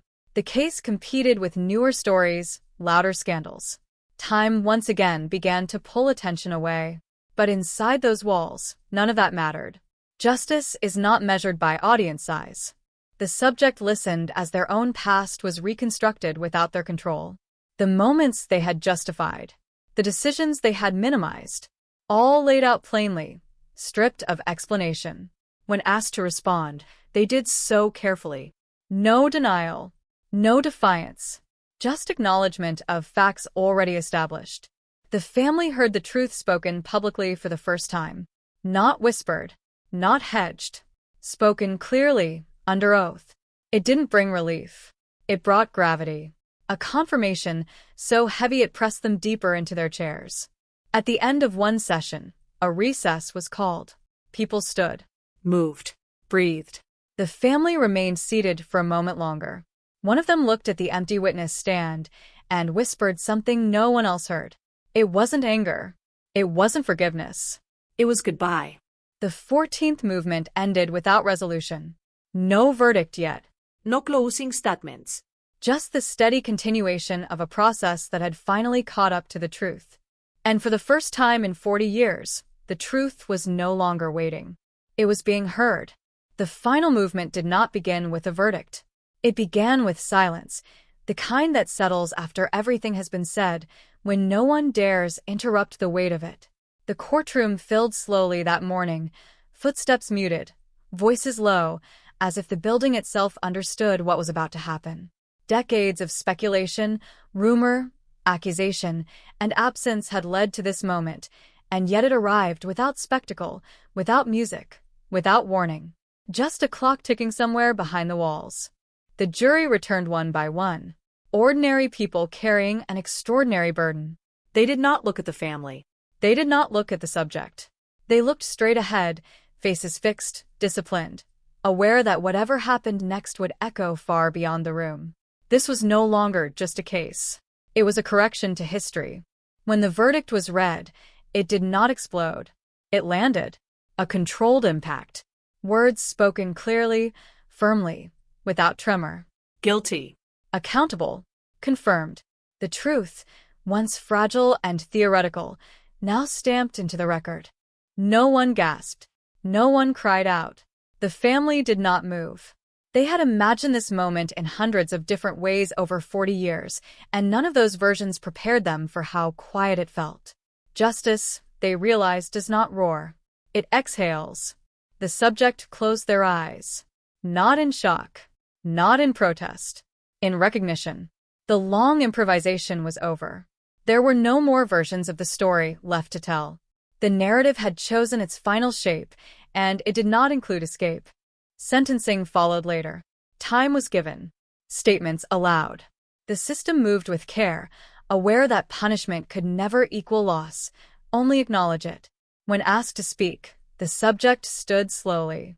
Their voice did not rise. It did not break. It carried no drama, only a tired acceptance that surprised even them. Responsibility was admitted. Regret expressed without flourish. Not an apology designed to soften judgment, but an acknowledgement that damage, once done, does not age away. The family listened. Some stared forward. Some looked down. One closed their eyes, not to shut the words out, but to finally let them land. They had waited so long to hear something, anything, that confirmed they were not wrong to keep believing. Now belief was no longer required. The truth stood on its own. Outside the courthouse, cameras waited. Questions hovered in the air, sharp and eager. But the family did not stop. They passed through the crowd like survivors leaving a storm shelter, aware of the wreckage but no longer inside it. Their story was not for consumption. It had already taken enough from them.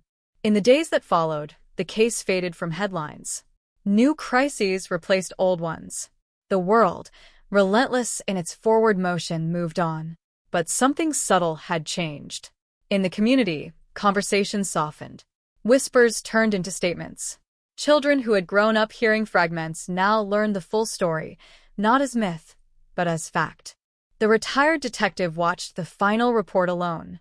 He nodded once when the verdict was announced. No smile. No celebration. Just closure. He had lived long enough to see the truth catch up to itself, and that was more than most cold cases ever offered. He turned the television off and sat in the quiet, finally released from a question that had followed him into retirement.